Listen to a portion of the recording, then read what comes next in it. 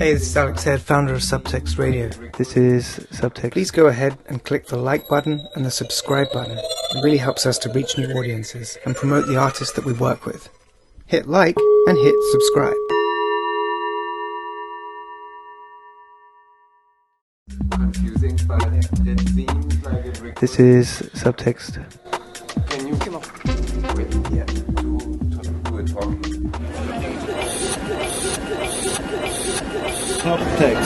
Subtext Radio. Yo.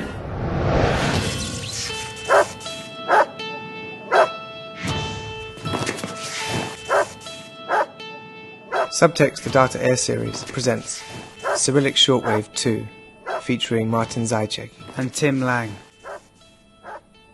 For 6 weeks, Subtext on 199 Radio brings you selected sounds, comment and reflection on the current status of the river island Adata, supported by the European Capital for Culture 2019, Plovdiv, Bulgaria.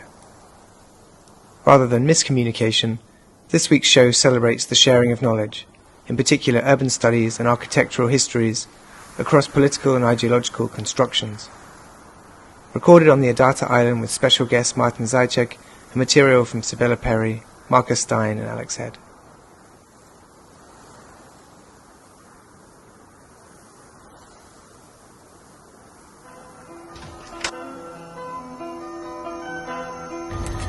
That was my initial question, was what are the conditions for making work, for knowledge production, I guess, is the kind of work that I mean, but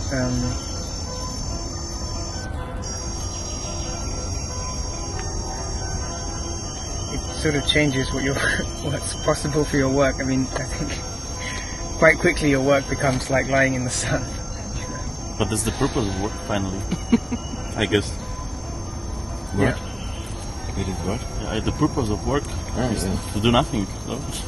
We are not working to work, we are working to have enough sources, and probably mostly financial and technological, to have a rest. My name is Martin Zaiček. I'm from Bratislava, Slovakia.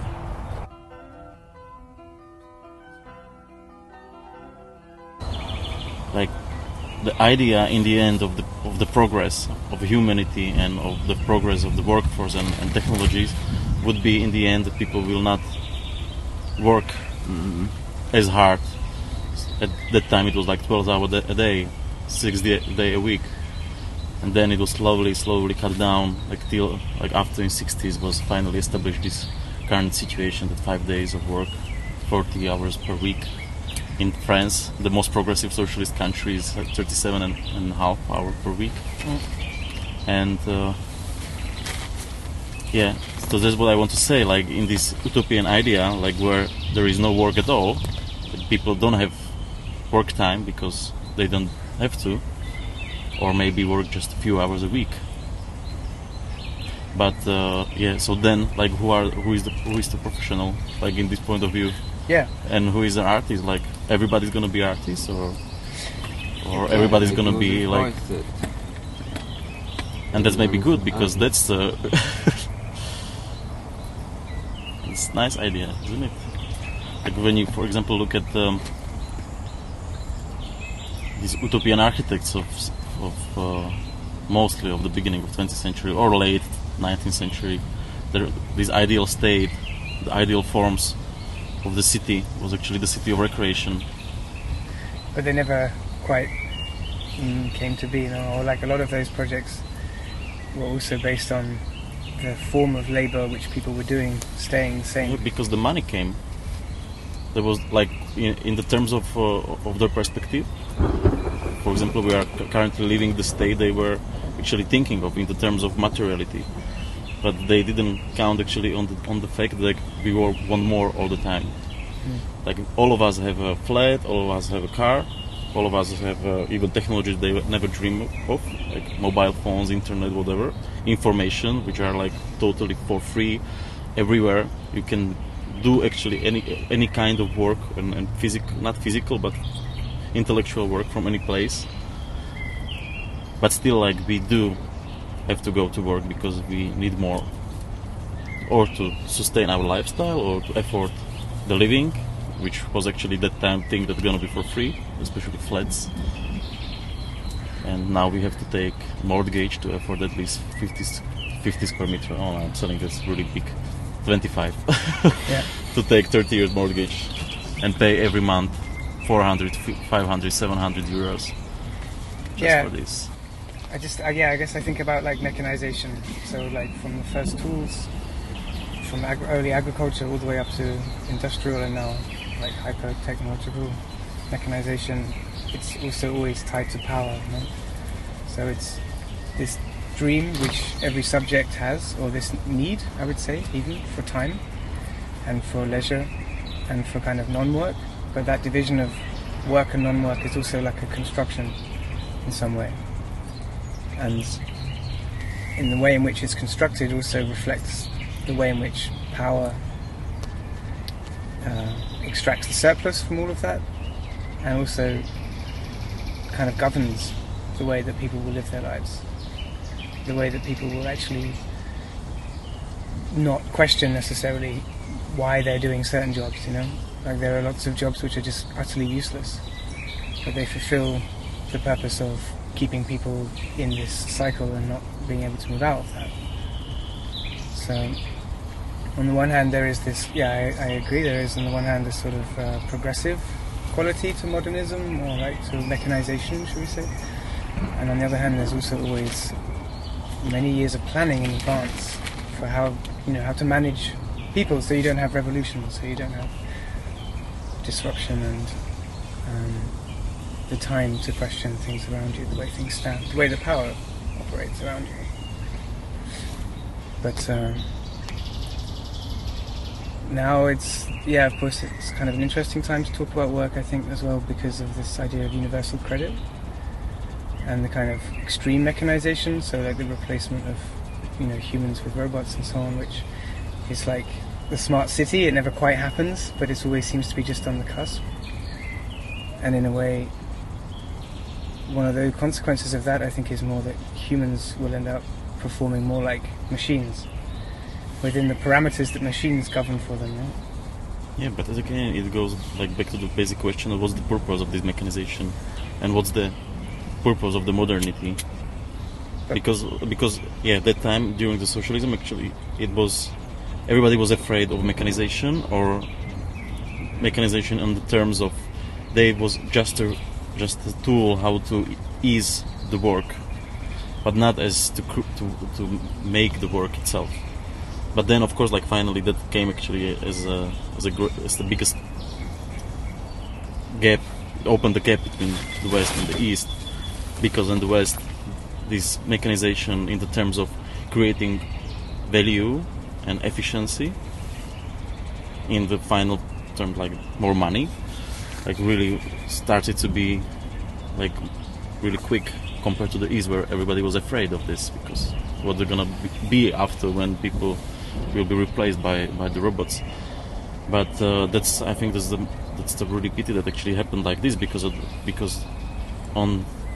in this perspective, like there's a difference in the like this left perspective on this mechanization and labor and replacement of the labor is like to give people more time and still to sustain their needs.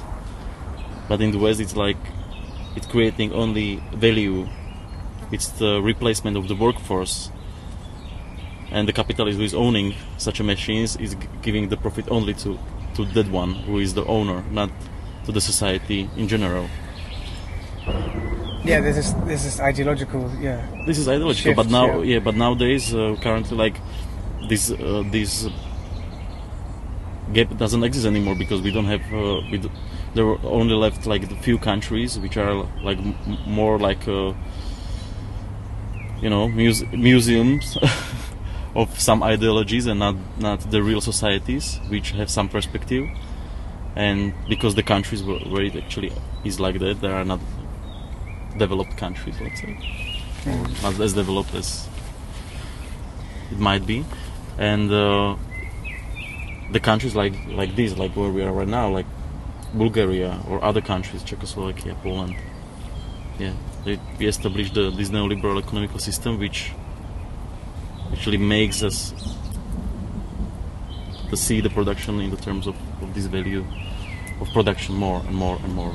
Yeah. So all the time, like for example, Slovakia is the country with the highest percentage of the industry as the domestic gross production. We have more like 60% or 50% is the industry, Right. because we have a lot of machineries and car factories and all the stuff which is producing the goods, cars, other machines, televisions, whatever. And of course, this is the field which is the most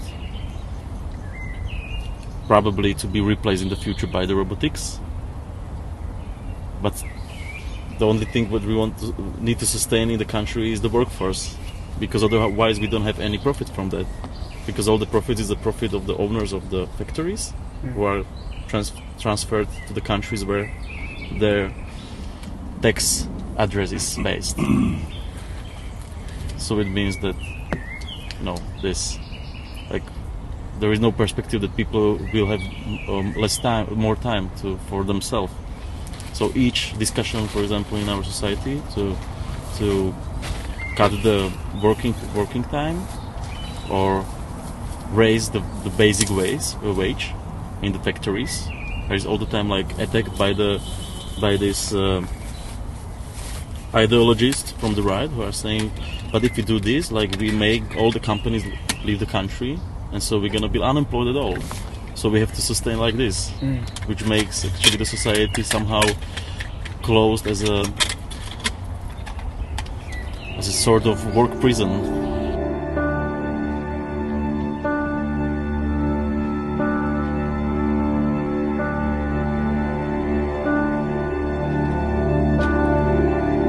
Verdammte Scheiße.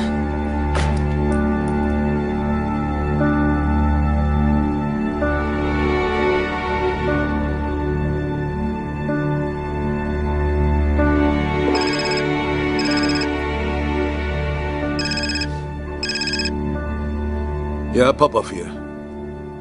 Ja. Simeon Delev? Wie war das? Yeah, it's not as easy actually to compare like in this ideological perspective, because of course like communism or left ideologies also have this materialism as a basic root, and they were able to sustain only by the production of some kind of good. But what we changed actually since the last few decades is that we understood as a global society that there are also some services or some kind of work might be also the production, even not producing the good which is in material form. And that's, for example, art, music, theater, and other forms of art, of course. Philosophy itself. Yeah, I mean both, if we talk about like pre-89 or 20th century, both systems also have this problem that they destroy the environment anyway. Yeah. Like, and there's this very interesting kind of sort of text, I guess, about the way in which all of the kind of modern environmental systems of measurement are a product of kind of Cold War antagonism, insofar as the war is always the engine for technology and development, but then within that battle for technological supremacy and scientific supremacy is also a collaboration within the environmental sphere. So there's also, and even now that we have a global environmental science, should we say, it still doesn't help us to prevent climate change and all of the. I think in a way the more serious, the greatest change on work and consumption is more running out of resources and destroying the environment than even like a technological, ideological shift, or it's all kind of bound up together. But I think from a world government point of view, it's also the case that you need to cut down consumption. because also the things won't be there, the materials won't be there, but also the environment can't sustain it? It depends, because that's one way how to get to this point, like is to cut down the consumption, but on the other hand, it might also be creation of the circular economy, which actually that's, I don't want to like say, but it's probably the idea of these neoliberals who are dreaming like to fulfill the dream of this to stop the climate change and some ecological nirvana in the like to create a closed system which can actually grow, but all the time be like not harmful to the environment and the biosphere. But the consumption might be cut down only by that we replace the production of the goods by something else which we can claim as well as a product.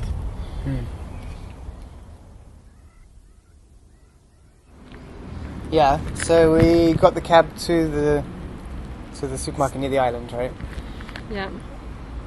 And the cab driver was really nice guy, gregarious, English speaker. And what was he saying about the graduates? Everyone was tooting 12 times. Yeah, when the kids graduate from high school, that's the tradition, to beep the horn 12 times. But also that he was saying that we're young and we're in Europe and we're free. Yeah. When you're young, you're free. The world is yours. And he said he was sixth generation, so from 1812, his family's been in Plovdiv, and he referred to like the Russian language as like barbarian language, and he was explaining how it was forbidden to speak English when he was growing up, so he was apologizing for how bad his really good English was, as he'd learnt as he was an adult. So. And then I said thank you. I tried to say thank you as Prosima, and he was like, no, don't speak the Russian language. And I was like, okay, thank you very much. And he was saying that he seemed proud of the fact that Plovdiv will be European capital of culture. And he was telling us about it, and you asked him if he thought it was a good thing, which he said it was. But then, what was he saying really about the kind of corruption, really, I guess? What he was saying about the financial complications of it. Yeah, he was kind of saying that it was great because a lot of the roads were being like fixed up, and there was a lot of infrastructural investment, also from the European Union, or he called it like the European Council, I think. But that's something which I haven't heard before. Well, it's something that you see. You see it everywhere. You see it at Sofia Airport. It's like these signs that big EU flags, and then it says something like, "Oh, this project is not to fight." I don't know what the wording is. This project is to deal with like social and economic disparities in Europe, and you see that kind of dotted around the city actually. Right. But the issue being that like a lot of the money has just been embezzled from within different levels of the power structure, and that basically the politicians now in Bulgaria are like the same as the old, like the power from his perspective was still held by the people who were in power during the Soviet period. So that even though there was progress, and he said, I'm free now, I've been to Valencia, I've been to Rome. He had his little key rings and that. Holiday, and he can just sort of be more mobile, but ultimately there's still a long way to go.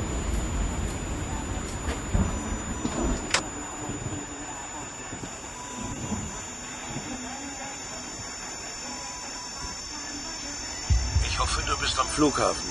Ja, ich bin am Flughafen. Du lügst. Ich kann nicht anders.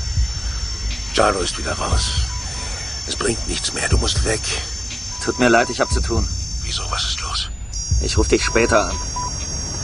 Warte, Gauner.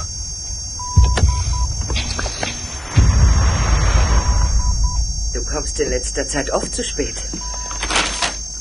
Ich hoffe, das hat mit dem Mädchen zu tun. Welchem Mädchen? Der Tänzerin.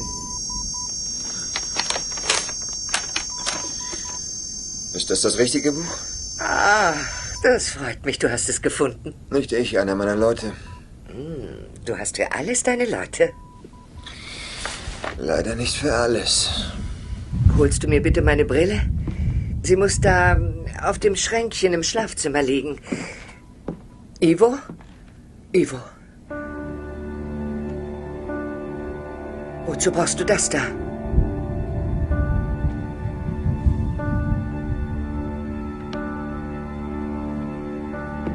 Für den Notfall.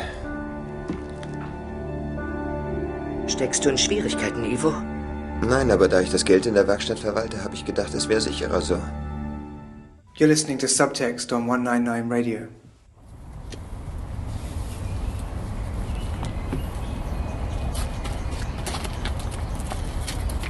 And you were saying last night about one of the 7 hills in Plovdiv is like now just is like a shopping center. Yeah. And this It's very symbolical. But like shopping malls are replacing everything. Not just 7th Hill in Plovdiv. So. Yeah. And this is like a strange. I mean, one of the things that we've been talking about a lot is like the different relationship here to nature, or it feels like the relationship to nature is different because of the kind of, in a way, lack of infrastructure. Or like, we're sitting on this island and we can see like the Soviet wall on the edge, but that's it, right? In terms of infrastructure, there is, and I think it's not so much that the infrastructure is different, but just that it's not maintained maybe, or it doesn't affect the natural growth of things in the same way. Also you were showing me these pictures that the trees are still the same trees now as they have been for a long time. The tree lines and the normal way in which you might kind of clear an area in order to develop it, like to build housing and stuff, is not necessarily the same here. Or what was your kind of take on that when you were looking at the architectural history of Plovdiv? Like, I realized in Bulgaria that the landscape, like compared to the Western countries, which is much more preserved in its natural form, is not as intensified by the human activity. The hills are covered by the forest, and in the forest there are no like these technological roads to harvest the trees and other things which are able to take from the nature. Also the city itself somehow is like much more like preserved in this perspective, that the infrastructure is not as intense, but that's what it makes it. Like we are in Bulgaria, and which is the like on paper it is the less developed country in the European Union. Economically, it is the highest rate of poverty, and the wages are the lowest here, and people are like in general really depressed and desperate about that because they are comparing also with the other countries which are towards the west. So yeah, that's what we are admiring as a sustainable environment, or which we like. In this terms also maybe the reason why the country is somehow like less developed than others. So, and obviously that's the right of each country or of each society or living in some country to get to some point of development, which takes actually with this also this destroying of the environment. And that's the problem, that the most developed countries in Europe, even if we compare, I don't know, Switzerland or which one, are like super intensively used with the natural resources. Like the country, like in Switzerland, in Alps, northern Italy, it's totally transformed by human activities. What we claim as a pure nature, everything is artificial nature, which is somehow sustained to. We call it like culture country. So like this term is a combination of natural view and the human activity in it, which is creating nicely cut forest, nicely cut meadows, with animals breeding on the farms, creating these beautiful green landscapes in Ireland, let's say, or it doesn't matter, in Alps or in Western Carpathians, Ireland, yeah. And so we don't have like the other, like that option, let's say, alternative. Like, yeah, I mean, how to get to the state that we have the super harmonic environment, and at the same time like the highest income economy, which make us rich society, and so it means that we can provide all the services which are needed to be provided in these high standards. Yeah, I think there's a couple of things in there which are, for one thing, it's this question, I think, of like quality of life, because you can have a very developed economic situation but a very low quality of life, and also I guess in the other situation as well, you can have a very low economy and also a very low quality of life, but when you look around, the signifiers of one don't necessarily match up with the signifiers of the other. So that's one thing. And then I think what's an important question for me here, or what's in any case just a really pressing question, is this idea of what does it mean to urbanize? What is the urban process? Is that something which we only do through development in material terms, or are we also urbanizing this small studio area now?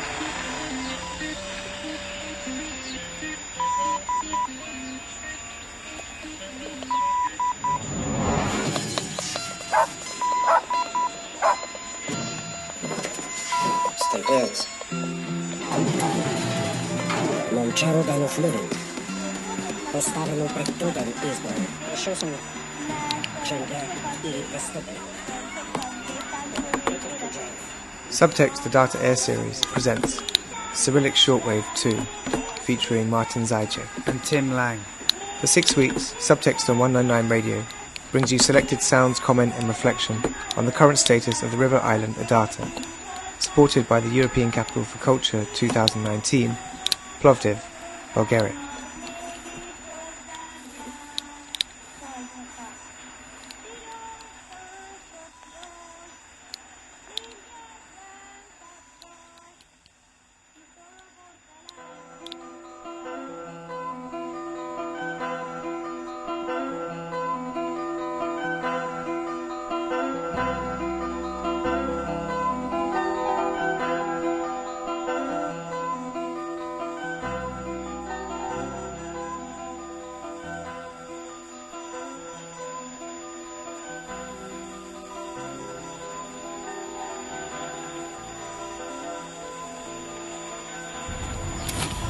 I think that we are still on the beginning, actually, in this, because we are realizing some process which is happening due to this industrialization and intensive agriculture and intensive development of the city, which was actually, it took only a few decades to create the cities from the scratch, from the really bad living conditions for the century created cities into modern high standard living environment, and it was done only like intensively like during the 20th century, from 30s. It started with the modernity, ended up with the crisis in 70s, 80s, and then it stopped. It was somehow replaced by this organized redevelopment of the cities, started to be somehow liberalized and given to these individuals to transform it slowly somehow. And now, currently, what is happening in the society is that we are like rethinking it again, that it needed to be more organized, because this liberalization of this process actually is also harmful. It's destroying cultural landscape, it's destroying also environmental and sustainability of transportation and so on and so on. But it came also with the discussion of these ecological things behind, because it was like quite normal in the 60s to plan the cities spread from the city center, the former original old structure, like tens of kilometers away, and still count it as one city. That everything's gonna be connected with the highways, and everybody gonna own the car, and nobody take care actually about what's gonna be with the air pollution, what's gonna be with the, this is just the basic idea behind, was that everybody can live in a better living conditions. And actually was, now I actually like the transformation which are happening in the European cities, and Europe, this architectural biennale, the one in Venice, for example, is really crucial point, which like since 2006 or even before are we transforming the way how we look on architecture and urbanism. But there is also gap what's happening here and what's happening in the East. I mean, like Far East, like China and Asia, but even these countries, like booming countries like Saudi Arabia, Dubai, which is totally like insane what's actually happening there, and it's something comparable to the development which was happening in Europe in 60s and 70s. So this like, let's spread the cities from to everywhere. Yeah, let's develop the super metropolis of millions of people in few hundred square kilometers. Or let's not take any more about the size of the cities, for example. It's what's actually stopped in Europe. Like the European cities are not getting bigger since late 80s, let's say. That then somehow stopped. And so the question was. Well, I think what I see is just that there's a lack of, certainly like in Bulgaria, there's a lack of opportunity to reproduce themselves. I think that's what you're starting to describe as well. It's like, rather than expanding, but rather regenerating, reproducing, essentially kind of fixing, because a lot of these buildings aren't designed, recycling, they're not even designed to last more than 30 years, a lot of these buildings now. This is the problem, because what I said, that in 60s there was this right or government development which actually had some limits, or we say like, okay, till the year 2000, which was like the basic, the basic future, and especially in the Eastern countries, it was like, okay, in the year 2000 we're definitely gonna have communist society, because socialism was just the way how to get to this utopia. It wasn't the utopia itself. So they said like, okay, that's why all the projects, all the urbanism, everything was like said, okay, till the year 2000 everything's gonna be done, and what's gonna be after, who cares? Yeah, because it would be utopia by then. Yeah.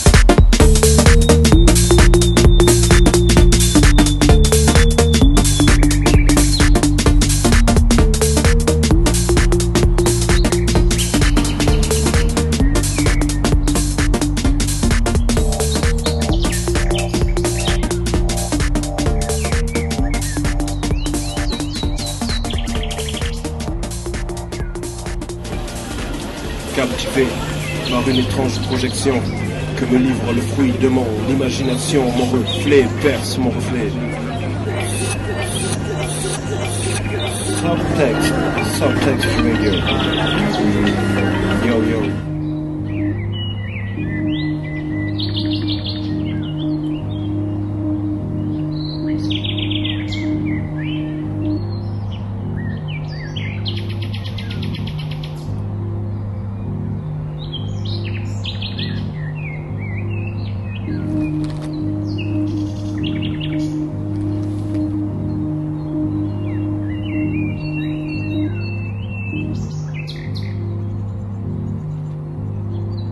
No, because it's open. Like again, when I'm all the time like thinking about this, of course, and like I that's why actually I gave up my architectural practice, was that I had so higher expectation from architecture that I was able actually to create as an architect. I was never satisfied with the thing I produced because I think that the architecture is on one hand it's an answer to the basic question which is needed to be done, and on the other hand it's the tool of change. And unfortunately the most of the architecture which is produced is the production, which is neither answer to the question and neither the tool of change. It doesn't make anything. And in the same time, like this abandoned idea of derived development of the mid of century, which came actually somehow under the fire of the critique and became totally like discredited. That it doesn't work anymore. So it was abandoned from the moment. Like in the terms of, for example, I'm telling you from my perspective, the perspective of my country, is that in 1989 there was in November the revolution, and the first thing which actually happened was in January 1990 that all the big projects was said like it stopped. There's not going to be any more production of the housing because it's destroying the environment somehow. Like this, on the one hand, correct way how to somehow make a change, but on the other hand it was done like with the total abandon of everything, of the urban plans, of the way of some prognosis what's going to happen in the next decades, and was said like, okay, since this moment everything is going to be done by its own somehow. And it created what it created, the environment which is full of corruption, which is full of really shameful realization, which is destroying actually the environment of our cities, not developing them in the right way. And that's also right. That's also because it's the lack of continuity. And that's the biggest problem of our cities and our maybe the continuity somewhere in more developed societies somehow kept or preserved as we need to somehow continue in the work of our ancestors, but mostly this individualism and egoism driven by mostly money, which was actually really critical in 90s after the fall of regimes in the East Europe, and it's still visible till today that architects can do whatever just to have a profit from that, and so they stopped to think about some, they are not self-critical, they are self-critic to themselves, and of course they are not philosophical anymore.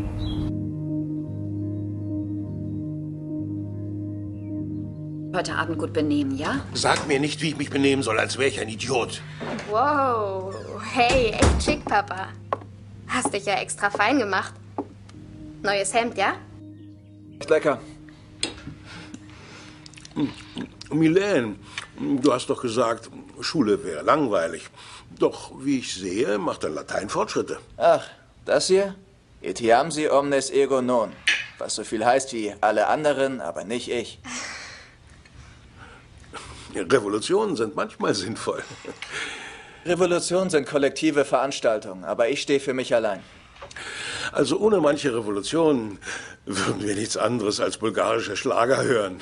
Also wenn ich die Polizeihymne höre, ist das so ziemlich das Gleiche. Papa, Milen ist eigentlich ein Komponist. Ach, wirklich? Das ist doch was Schönes. Was für Musik? Ich bin eher politischer Lyriker, aber die Musik gibt mir den nötigen Rhythmus. Hast du zufällig was von dir dabei? Ein Musiker. Klingt gut. Also das hier ist mein bester Text. Einen Moment. Aber dass das klar ist, das ist eine Demo-Version. Ich muss da noch ein bisschen dran rumschrauben. Welche Musikrichtung? Hip-Hop. In diesem lächerlichen Staat sagt nur noch der Hip-Hop die Wahrheit. Ach, ja? Ach, wir können das Stück ja hören, wenn es fertig ist. Möchtest du noch ein bisschen Salat vielleicht? Lass nur, ich möchte nicht so lange warten. Spiel es uns vor.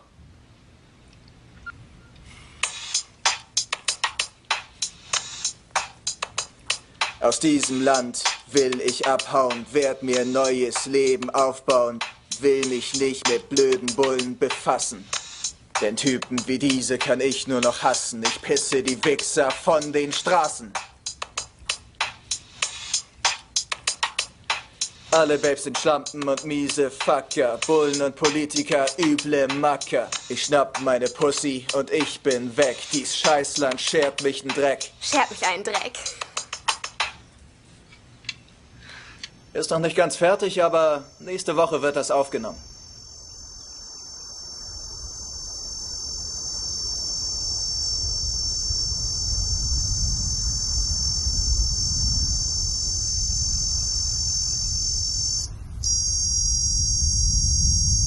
You know what that's about? Yeah, having enough time. Enough time to do what you want to do.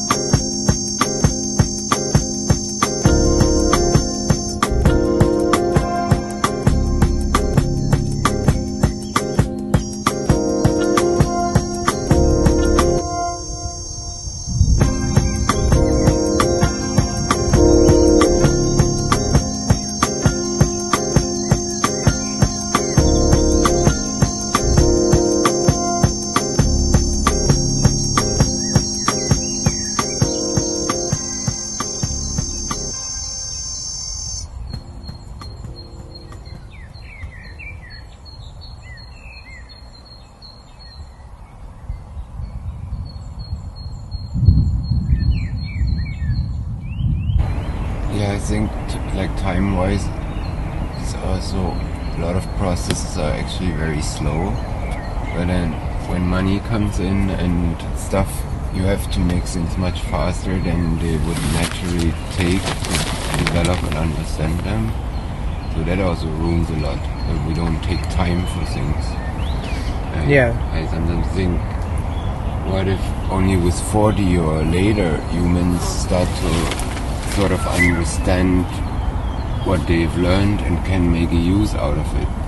But then people already make careers with 23, you know. Like, that's a huge disproportion of that your experience and your instincts merging with what you learned, sort of. So there is also an acceleration there, which is really not environmental friendly and also not very social. But Yeah. this stuff opens it a little bit, at least. It probably takes long. Like, you can't just put for 1 year money in it and then just leave it and see it won't go much further. I mean, to some extent, it's what you make it, yeah, for sure. And I think as well that part of what makes it possible as a practitioner is that it's not a long-term, it's not a lifelong commitment, you know. I think what allows the conversation, like this conversation, to happen is that it does have a short time frame. You know, it's because we only have 3 days left in the same city that we push this forward and we have this conversation. And you can extrapolate that to, like, if you only have a year or two of engagement, then yeah, it moves things forwards actually in some way. Yeah. As an architect, what are you doing now? Because you said you're not really doing practice. You're going back more to the philosophy of architecture. Doing nothing. Congratulations! Welcome to the studio. No, that's the answer. Actually, what is the future of architecture, I think, is like to build less, or maybe not to build at all. Yeah, I understand this like very well. Somehow at least to have time to rethink it, because what I'm really all the time like most desperate about is, for example, this Biennale in Venice, is that they are promoting all the time this super massive development in China or in Dubai. Who fucking cares? Yeah. You know, like if you imagine that's it's nothing, you know.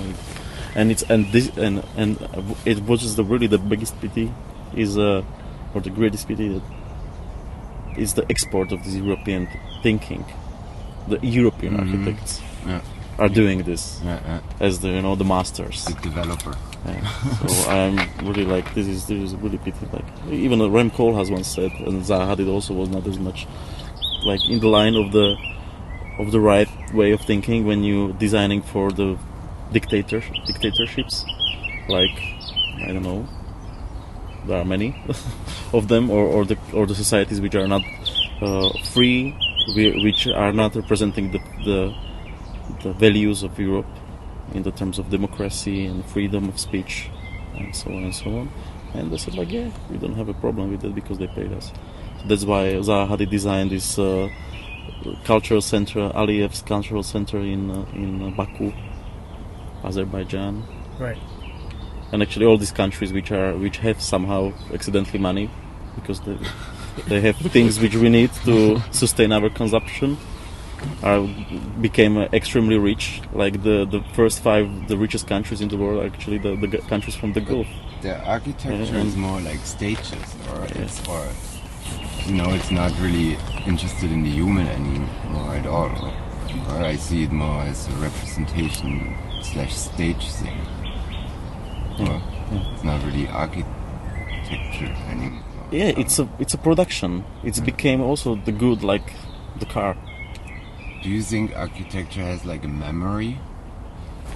Or in terms of when like city planning in cities and how things, for example, when the car got introduced to the humans and all of a sudden we had to re-optimize cities for cars.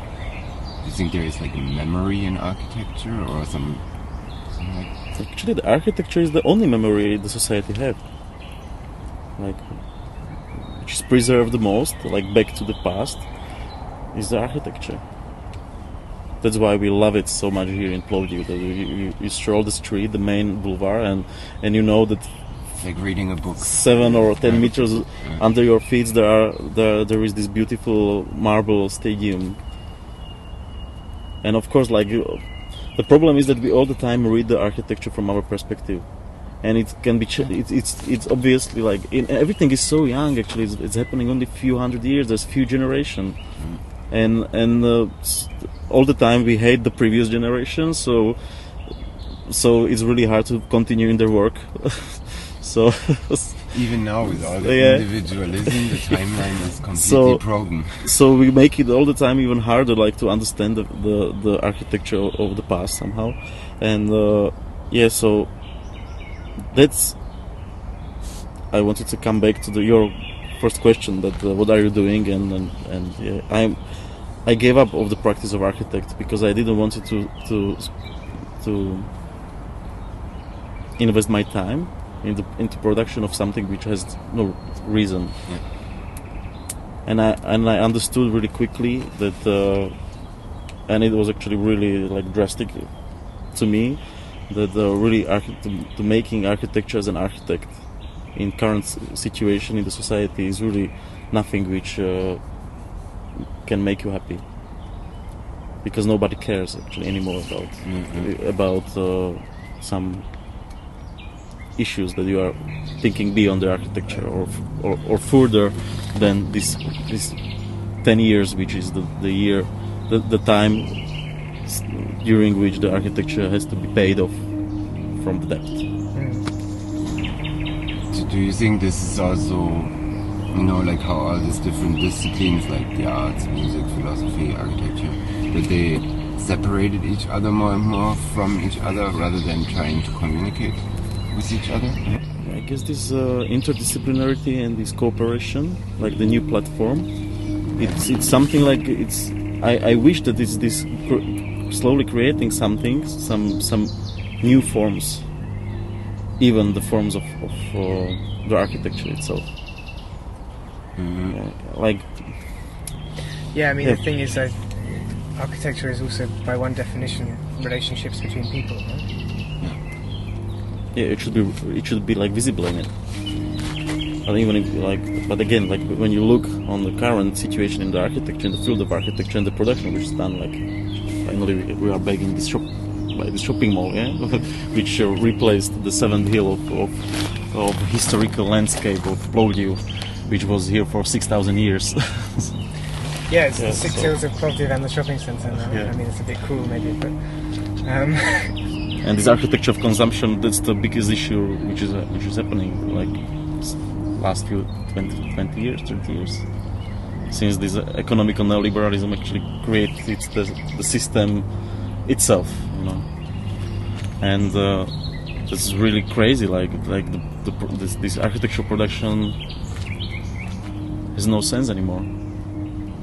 And it's really scary, actually. If you realize that it used to be the tool how to solve the problems of humanity. And we can be, and we have to be critical to the things which happen in the 20th century. I guess the post-war period of development of the cities, of course. But no one can say that the problem of the bad quality standard of living was solved by this, and was solved quite quickly. And the boom of the newly born, the population boom, was also somehow covered. Like our generation, I was born in 87. I have actually no memories for some problems in this terms of having drinking water, hot water, really good living standard in the warm place, in the stabilized society. And finally, I'm saying it all the time, this actually created us the environment in which we can really comfortable rethink or think what's gonna be next. And that unfortunately, this critical thing I'm talking about, it didn't happen, Yeah, it's the two threads of history operating at the same time, and also in totally different temporalities. It's like the question of whether or not one generation can meaningfully plan for more than 2 generations after it, either technically, practically, environmentally, philosophically, financially, or even emotionally somehow. And maybe the previous systems, like the former East systems, were, like you say, they were planning all the way up to 2000, and maybe it's because there is a core idea which is driving that, rather than just the pragmatics. And so without some guiding principle, we are sort of lost a little bit now.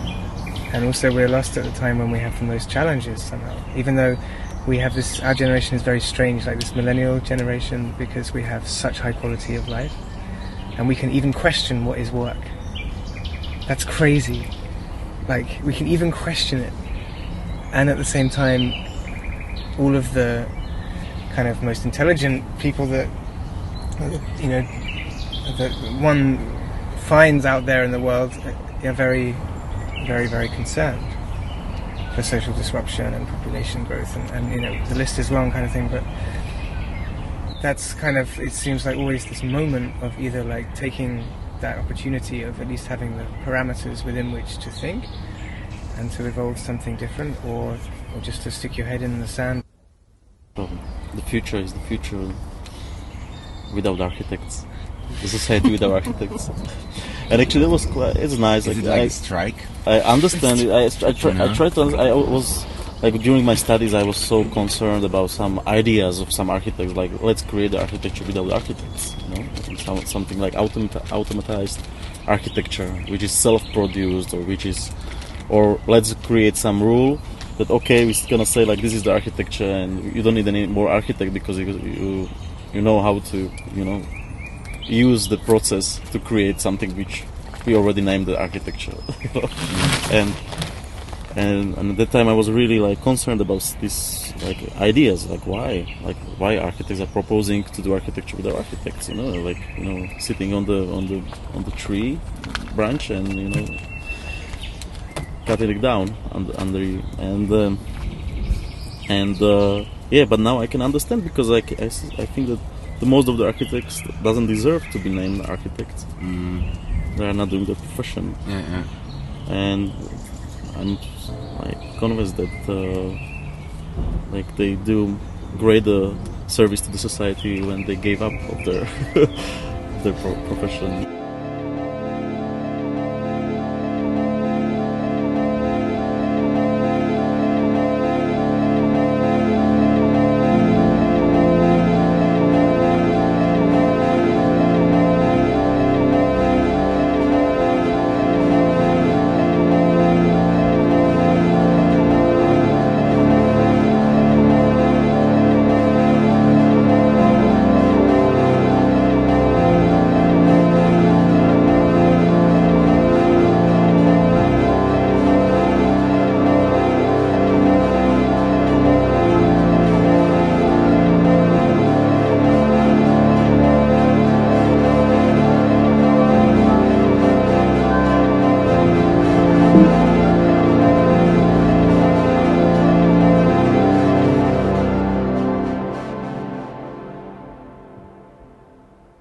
Like, we don't have to dream about some utopias, some urban utopias. Like, we need to all the time focus on the existing form, because we are already wasted a lot of space and energy.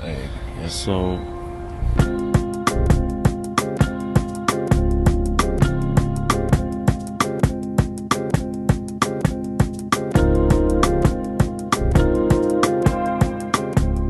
You've been listening to the Adata AiR series, Cyrillic Shortwave II, featuring Martin Zaiček and Tim Laing, with additional material from Sybella Perry, Markus, Stein and Alex Head. Thanks for listening. Next week, Gabriel Birch.